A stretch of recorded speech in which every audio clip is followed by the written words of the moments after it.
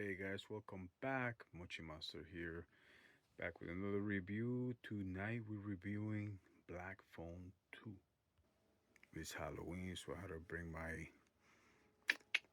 gear for these reviews, man. Gotta do it right. Now, Black Phone 2 is the sequel to The Black Phone, which happens to be a movie that I feel is really underrated. I love that film. Now, this one is significantly different because the first one is more grounded. It's about a serial killer. But this one is the same serial killer, but he's turned into Freddy Krueger. Now I make this statement in the best of ways because he's dead. He's dead. That's in the trailer. That's not really a spoiler. And he's uh, he's hunting a 15-year-old girl named Wen, which happens to be the little sister of Finn, our main protagonist of the Black Phone movie, the first one. Now, I actually happen to really enjoy this twist because it reminds me a little bit like sometimes in video games they do this, and they actually did it in my favorite video game all the time, which is Red Dead Redemption.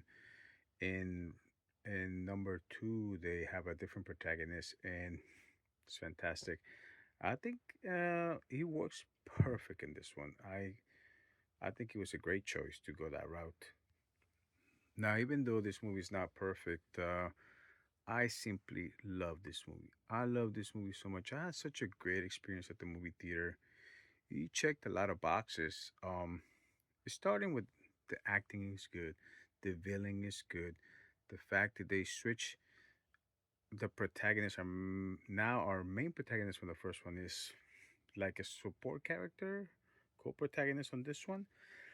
Then he has a lot of good characters, in my opinion, supporting characters. They're just very likable. A total Jeff, as I call him. Um, and also a fantastic location in the snow. Dude, it was just so nice. The location, it meant everything. And the fact that the cinematography on it was quite great also because whenever they had dream sequences, they would switch to like an 8 millimeter camera. So you knew they were in a dream sequence. Perfecto. Now, this movie is not perfect, but some of the things, the small things that bothered me was the running time. It wasn't long, but it felt like it could have been used better. Um, they're basically looking for once they get to this winter camp because the teenage girl that's getting the phone calls is trying to solve a mystery of three kids missing. It seems like they could have utilized this time better as far as like the pacing, them looking for the kids and perhaps solving where one kid is, the other one is. It seems like they don't, and everything just feels kind of like super rush in the final act. And then, of course, like I stated earlier, it does feel almost like our our main antagonist, the villain, the grabber, turns into basically Freddy Krueger, and he's attacking people in their dreams. Yet later on, in the final act, he's just attacking people left and right without him sleeping, so it doesn't quite make sense. But overall, I love this movie. I think this movie was fantastic. A lot of boxes are checked, and even one thing I had to mention is the comedy aspect. There's actually little sprinkles here and there of just funny moments that are just right. I love this movie, and the thing about going and watching a movie like this at the movie theater, you actually get to see the audience reactions, and not only the funny moments, there are really touching moments in this movie that I kid you not. I'm so glad I watched at the movie theater. There was a moment when like a sad moment happened towards the very end of the movie. I freaking heard her just she lost it, man. She lost it. She started crying, and it was a heartfelt moment. And I was like, "Damn, I love it.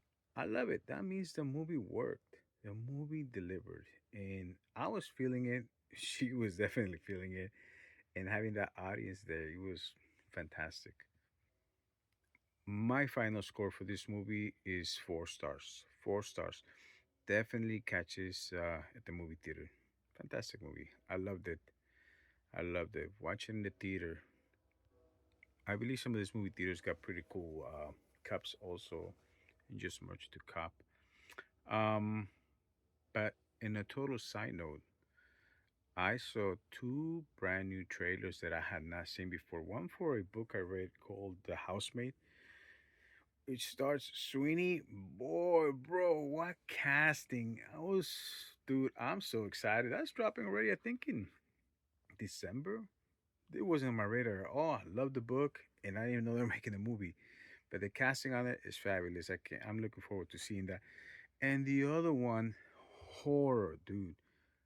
I never did a review for 28 years later, but it's one of those movies that was very polarizing. And to be honest with you, I I love like 2/3 of it. And the final act, I thought it was just so absurd, and I hated it because he went like from really good to really bad, and he left a bad taste in my mouth.